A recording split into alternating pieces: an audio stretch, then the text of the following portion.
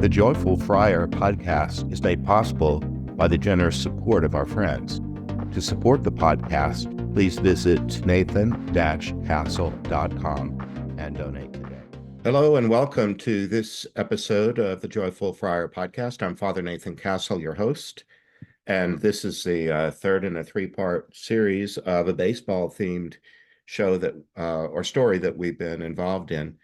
If you didn't see the last two episodes of the podcast, you might want to go back to the 2 shows ago. I told the story of Iron Mike back in the game. Iron Mike was a baseball player in the minor leagues, probably in the late 1930s, who showed me in a dream hitting a home run that won the game, but that hit a child and killed it. He went on to explain when we went into prayer with prayer partners and got to hear from him that he pretty much gave up on life from that moment on. He lived a number of years, probably a couple of decades, but he just took this event that was an accident and he personalized it almost immediately and decided that he was a baby killer. Well, there a lot of different consequences flowed from that, almost all of them unhappy. And he explained to us that he had felt like he should crawl in a hole and die, so he became a coal miner, hoping that the thing would collapse on him or that he would die young of black lung. He lived in a boarding house. After work, he would go home and crawl into a bottle, he said. He would drink himself to sleep, and then he died. But it was a very sad story all the way around. But much of that pain and suffering was prolonged in part because of the you can call it a choice, I suppose. It's at least actions having consequences, and Iron Mike just decided that he didn't deserve anything good because he had killed a child, and he left baseball, all of his friends, all of his hopes, and lived a life that was dark. And after he died, he explained that people in the afterlife kept coming around him, trying to get him to rethink and to look at the truth that he didn't really kill a child. He hit a baseball, and this awful accident ensued. Well, anyway, he continued to evade the simple truth with this other story that he had created, that he was a baby killer. So last time we talked about compassionate response. You can go back and listen to that podcast if you like. But today, this is the third part of a trilogy, and we're doing spiritual practice is what we call it. So it's my musings on things that you might be able to apply in your own life or suggest to someone else who might be in a circumstance somewhat like Iron Mike's. So that's what we're doing today. I do have my Houston Astros cap on. We have a game tonight that I'll be listening to. But I forgot last time I took you over to the little corner of my room where I have a bunch of memorabilia and stuff. But I wanted to point this out. It's one of my favorite things. Can you see it? April 9th, 10th, 11th, 1965. It was preseason games in 1965 when the Astrodome was brand new. My dad took the whole family to the first game ever played in the Astrodome. It was against the New York Yankees because it was preseason. It didn't count in the standings, but we got to see Mickey Mantle rather late in his career hit the first home run in this new stadium that they were calling the eighth wonder of the world. I remember we had seats all the way in the very top, in the very last row. We were in there, but only barely. And one of the things I remember, I would have been 9 years old, is that we were seated right under the air conditioning intake, and people smoked a lot in the mid 60s, and smoking indoors was a thing. And I just remember that smoke was just being sucked toward us all night long. And I felt like I'd had a couple of packs of cigarettes and my eyes were watering and all that. But I did see the game. and I probably had a hot dog. At least at the back of this program, it shows the concession prices, and the hot dog would have been 30 cents. The soda that you might have had with it was a quarter. Um, I wouldn't have had a beer at 9 years old, but if I had, it would have been 35 or 40 cents, depending on whether I got the large one or not. All right, enough of that. But I really do love baseball and have had a heart for this story when it first came into my consciousness back, whenever that was. One of the things I'd like to suggest to you, if you're a person that has any kind of spiritual practice or is at least willing to experiment a little bit with consciousness, is the fact that our consciousness shifts every day. We don't stay in only one frame of mind throughout the day. For one thing, you might have a different pattern of thought in the early morning when you're having your coffee or doing whatever it is you do in the morning to get ready to face the world, showering or making whatever plans for the day, or if you have a morning prayer practice. I'd like to recommend one that I've done for a long time. You're familiar with the phrase liminal space? Liminal, the liminal has to do with border lines and limit, and where the limited one thing butts into the next thing. Liminal space can be like the last few minutes before you fall asleep, or if you're a person who emerges from sleep somewhat gradually, it can be that space when you're beginning to come awake and beginning to be aware that it's morning and that you're beginning to wake up. Liminal spaces can be good for the conscious imagination because your regular cognition hasn't yet fully kicked in to kind of do what it normally does. Liminal space gives you an opportunity for a little elasticity or a little playfulness or a little more creativity than you might have once you move into the fullness of consciousness. You can use that to your advantage if you'd like by joining with your guardian angel, with the Holy Spirit inside you. I'm using Catholic Christian terms, but if you believe that you're created by a creator who is everywhere, well, the space around you and inside you is part of everywhere, isn't it? Can you believe that the spirit of the living God, the spirit of the creator is inside you? I don't think that's a stretch. You could speak to the one who brought you into being, what I call the spirit of the living God, and say, would you know all my defaults, you know how I'm created because you made me.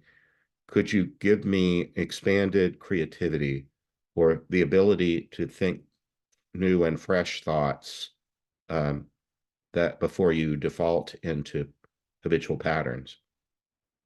Part of the trouble with Iron Mike was once he made up his mind almost instantaneously that he was a baby killer, he would never retreat from it. It's my story and I'm sticking to it. And he stuck to it beyond the grave, to his own detriment, because it wasn't true. But he had formed this story that he just was not going to budge from. I don't know if he had any spiritual practice. It didn't really come up in our conversation. But one way that you can kind of break some patterns if you're kind of in a rut is to pay attention to that liminal space and think of it as a resource. Right before sleep and emerging from sleep, ask the Holy Spirit inside you to help you to think a new thought and to maybe turn up the volume in your head on creative responses to your life. The same liminal space can also be created by a meditative practice. Many people have a practice of sitting in stillness or having some sort of quiet time. It might include memorized prayers, rosary or the Lord's Prayer or different other devotional books or whatever.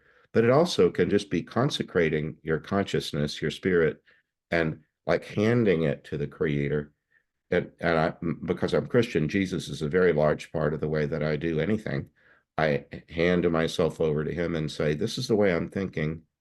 But if we could mind meld, if your thoughts could influence my thoughts, what direction would my thoughts go? Because I might like to change my mind. In fact, this morning when I was waking, well, actually I was awake during the night a little bit. And when I'm awake in the night, I often pray. And I was I was lying in bed somewhere at 2 o'clock in the morning or something and saying, I want to do a podcast tomorrow.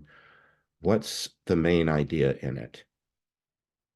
And before long, I was thinking, can you change your mind?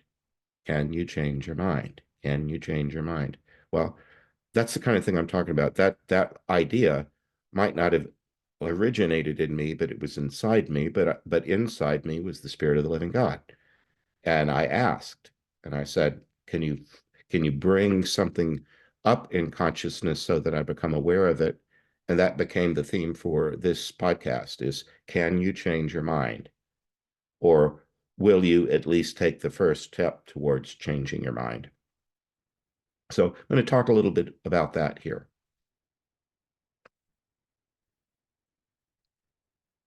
At 23 or 4, whatever Iron Mike was, this trauma that came upon him so suddenly and in such an awful way, did he really decide? Did he use free will when he created this story in his mind that he was a baby killer? I doubt it. I think he defaulted into it. Sometimes we react to a circumstance, even when as tragic as this, and before we know it, we're kind of stuck with whatever our initial reaction to a thing was. And then that becomes, that's my story and I'm sticking to it, or that's just the way I am. That it must be this way because it's circular reasoning. It must be this way because it must be this way. It can't be any way. It has to be this way. If that's going on in any part of your life, I hope I can speak to your heart and encourage the thought that, could you change your mind? If you recall the story of Iron Mike, people did try to encourage him to move away from that story that he kept repeating in his head, that he was a baby killer. They really weren't successful, but people didn't give up on him, either here or hereafter. Maybe some did, because if you tell people to go away long enough, many of them will. But I don't believe that the universe allows that utterly. I believe that we're always accompanied and that there's always an opportunity for a change of heart, change of mind. In Iron Mike's story, he told us that the thing that helped him begin to shift happened after he died. That's important because we see evidence of it all the time, that people die with unresolved trauma. Some people are unhappy at the time of their death, and it's can even be hard to imagine them having a happy, any kind of happy ending because you didn't get to see it. Well, I'm just convinced, not just on religious grounds, but on physics ones, that we're not utterly destroyed when we die. Our body certainly dies, but there's more to us than materiality. I believe that we all survive our deaths. And because of that, there's, even after we die, there's still the opportunity for growth and change. Iron Mike told us that he kept resisting, even after he died, the efforts of those people who kept trying to encourage him to rethink his story, to conform to the truth, that it was an accident. Who knows why, but he explained to this that they started bringing around children who had died playing baseball. And he quoted some little boy as saying, "Mister, When I tried playing baseball, I was really mad. And then I changed my mind. That's the way a child described it. Now, that didn't mean that Iron Mike changed his mind on the spot and said, well, that's a brilliant idea. I think I'll change my mind. I don't think that's what happened to him at all. But the seed of an idea got planted. And for whatever reason, this time the seed began to break open. Jesus spoke a lot about agricultural parables, and he used seed imagery a lot, the sower and the seed, or he had lots of different parables about seeds and growing. And one of the important things that he said was it doesn't do any good to plant a seed if the seed won't break open, because the power is inside the seed, inside the husk, the shell, the generative creative power that's in a seed is protected for a time by a shell, but the shell breaks open and then the miracle begins to happen. I'm wondering if you are feeling stuck in some story that saddens you, that feels like it's happened to you and you're the victim of it, and it can never be any other way. The way that you're responding is the only way that you possibly could. Could you look at the possibility that in your woundedness, that you created this shell of a story that you just feel like has to be protected all the time? Could you let it crack open a bit, even a little bit? I'm reminded that I quoted, or I alluded to the 12-step movement of Alcoholics Anonymous, and that when a person goes to a first meeting, they might want to say, I'm here to get sober and I'm never going to have another drink or whatever, and they'll very soon hear, well, that's not quite the way it works, but we'll take it one day at a time, one step at a time, one moment at a time. Um, Recently, I was dealing with a person who came to me in the night. This is not a story that I've told in public in full, but it's a person who died at a railroad crossing and was stuck on the railroad crossing when he was hit by a train. And he didn't want to move from that story of what an idiot he was.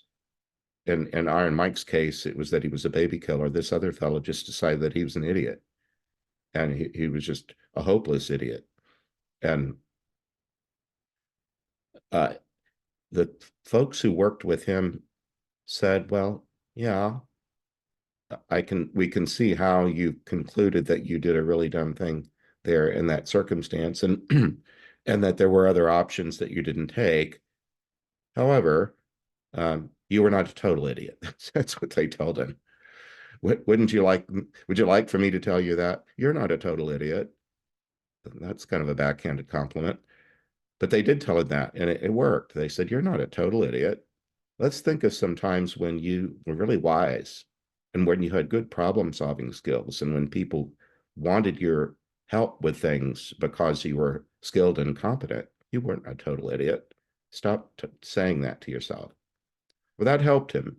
And then because his story involved motion and getting stuck on a railroad crossing and not being able to move, um, he came up with the idea. He said, well, I don't know if I can completely change, and but I could move a little bit. And maybe if I move, he was thinking of the railroad crossing where he died, and he was thinking, when you're driving and you move away from a thing, if you look in the rearview mirror, it gets smaller and smaller and smaller until you can't see it anymore. He said, I don't know if I can quit calling myself an idiot, but maybe if I move away from that little by little by little, it'll get smaller and smaller and smaller until I won't see it anymore. I thought that was brilliant. For somebody that thought he was an idiot, he also was creative. And he put some other pieces together to shift his own story. He had some help doing that, but he did it.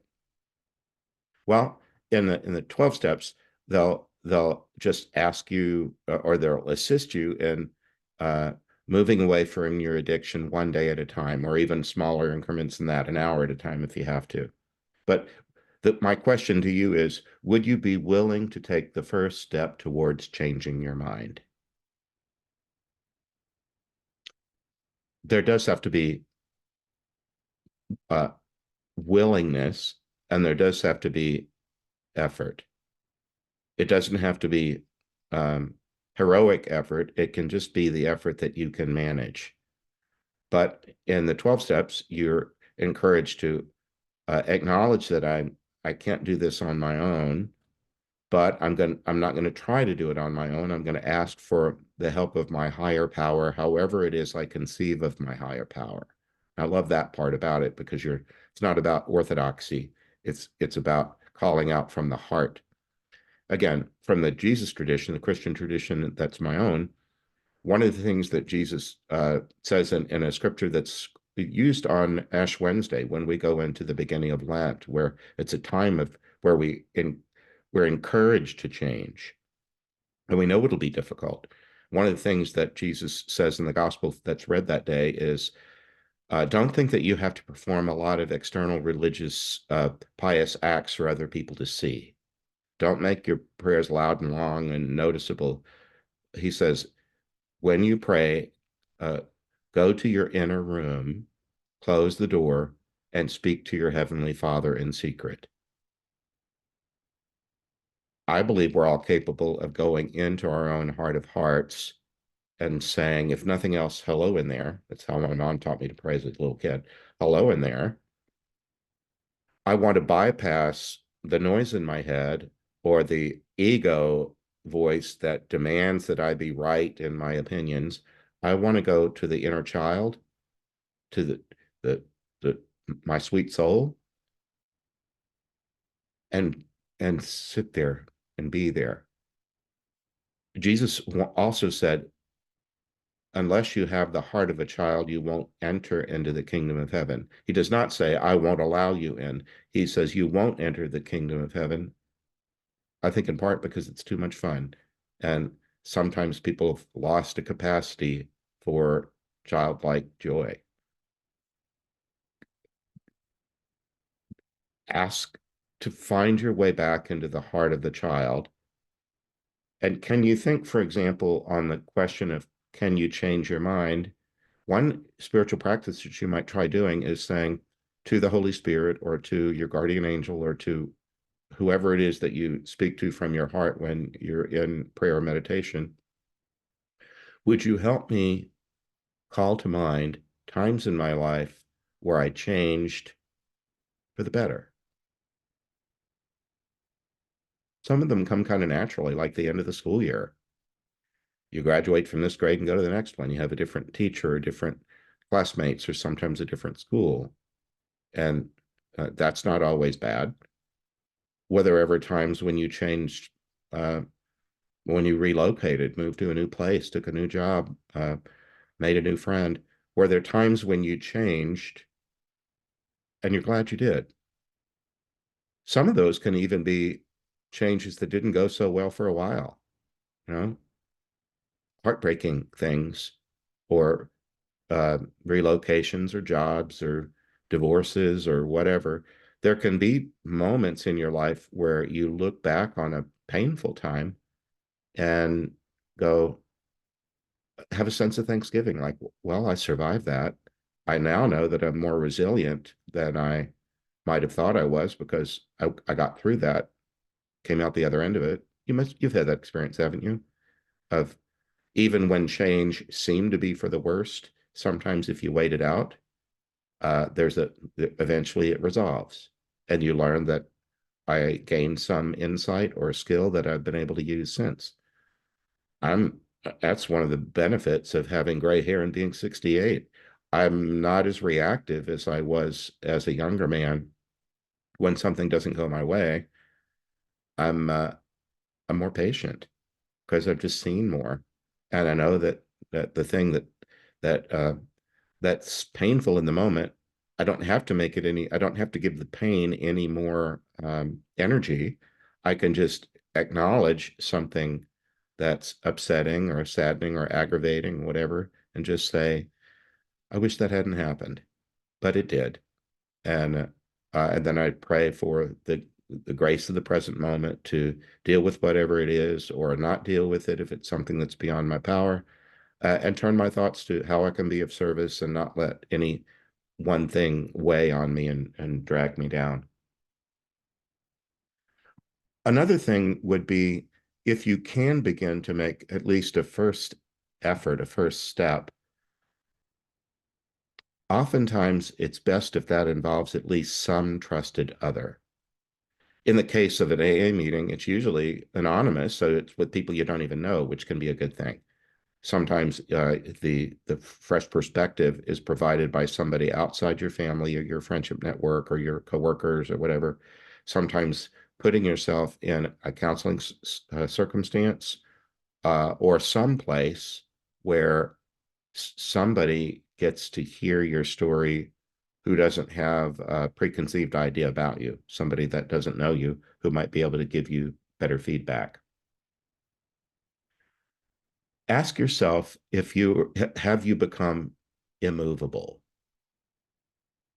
because sometimes we can, especially in our pain, feel like it would take too much energy for me to move in any direction. I'm just going to stay here with this. I've known people that did that for a very long time, that just decided that there was no point trying anything, and uh, we can become immovable, at least for a time, until we don't, until we make some sort of a move.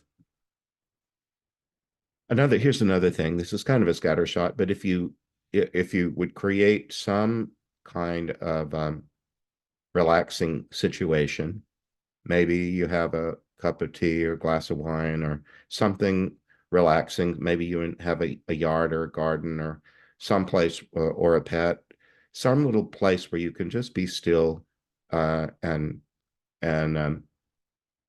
maybe have a journal or at least something to write on, if that helps. Could you imagine sitting still and just thinking of the greatest hits of your life, if there were an album of moments in your life that were really good, all the way back? They might even be from a period of your life where you think of as mostly troubled. But even in troubled times, if we're still, there was ice cream, there was a friendship, there was something. Very often in times that were difficult, there's still some silver lining, something. Can you go back and think of just good times in your life that you're grateful for? Sometimes, if you have a spiritual practice, there might have been a time when you found your connection with God or love, or however you do it. For me, it's Jesus and the saints. Was there a golden age of communion, of prayer? Sometimes we can create bad habits. I'm thinking baseball again, and my team isn't doing so well this year. And some of the players that have had really great, like all-star careers, it's like they forget what they were doing in the batter's box. Sometimes they have to go back and watch old video of what they were doing when they were really on a hot streak or when they were at their best. And they'll learn that some little nuance, some of the way they held their arm or their wrist, or something about the way they turned or shifted their weight, they got in the habit of doing something different and it's not as good. I just know from playing golf that there are times when this golf swing just feels so natural, and all you have to do is do it so effortlessly and you get a good result. And then there are times when you can go out and play golf and feel like, oh my God, it's like I never even picked up a club before. That can happen in athletics, and I think it can happen in life. We can just groove bad habits for a time, and maybe going back to a better time can be helpful. I do that sometimes. One of the things that Iron Mike did um, when he began to be a little bit open to some change, this was in the afterlife, rather than thinking of himself as just a baby killer, he allowed in some thoughts about his life that were not that. He remembered, for example, that he used to be a good teammate. Well, being a good teammate means you pay attention to other people. And his own pain had made him so inwardly focused that he pretty much shut out. In fact, he gave up on his teammates. But he knew that he was once capable of being a good teammate, and if he did it before, he could probably do it again. Another he thought of was that he used to be coachable. He said there was really no likelihood of advancing through the minor leagues to a higher level within baseball if you got the reputation of not being coachable, being a know-it-all. He knew that he was coachable, but after his tragedy, he wouldn't hear any coaching from anybody else because he knew it all. But he knew that there was a time in his life where he used to be coachable. He also remembered that he used to aspire to higher levels. He used to have hope, and a well-founded hope that he could continue to work on his skills, improve, and maybe advance to a next highest level or more playing time or something. He was a young person who thought he was capable of better, but that pretty much all went away on the day of the tragedy. But he remembered that that was part of him, and had that gone completely away, or could it come back? He also remembered that he used to show up and put in the work. When you're in minor league baseball, everybody else wants to advance just as much as you, and not everybody's going to. Some of the best players end up having reputations that they were the first one there in the morning or the last one to leave, or that they spent lots of time in the film room or, in the batting cage or whatever, that they put in the work. And there's really no substitute for that in life, don't you think? Showing up, putting in the work, and with spiritual things and emotional things, showing up and putting in the work, really important. Well, I thought this was going to be kind of a scattershot approach, and I'm only hopeful that there's something in here that might be helpful for you. If there's anything in you that has a kind of stuckness, the way that Iron Mike was, because of that ironclad idea that he was a baby killer, if there's any idea that you have about yourself that you know is holding you back and harming you, I hope you will let Iron Mike's story help you. I thought it was so sweet at the end of it when he did walk out to that field with little children helping him onto the field, going to that microphone, telling the truth. Do you remember the last thing he said? Play ball. He recovered the childlike joy of playing a game that can be enjoyed by both children and adults. And he had something childlike in him again, even in his afterlife, that encouraged him not only to get back in the game, but to shout that into a microphone to anyone who would hear. Hey, all you people, let's play ball. Well, that's my wish for you. If there's any place in your life where you feel like that's not happening for you, well, remember, I pray for you. And when I do, I'm going to be praying that the God who is everywhere and who can find God's way into every little space will encourage you to be that playful you that's capable of growth and change and new thoughts and new life, and that you might regain a passion for something that you've set aside because of whatever it is that has saddened you. I hope that you'll remember Iron Mike's story, and especially his last words to you. Play ball. So that's it for this time. That completes this trilogy on the story of Iron Mike back in the game. I'm your host, Father Nathan Castle of the Joyful Friar podcast. I'm praying for you. If there's something that I might be able to do for you and you'd like to contact me, that can be done through my website, nathan-castle.com. Click on the contact, the little email deal that's info@nathan-castle.com. And if I can, I'll reach back out to you. But for now, God bless. Bye-bye.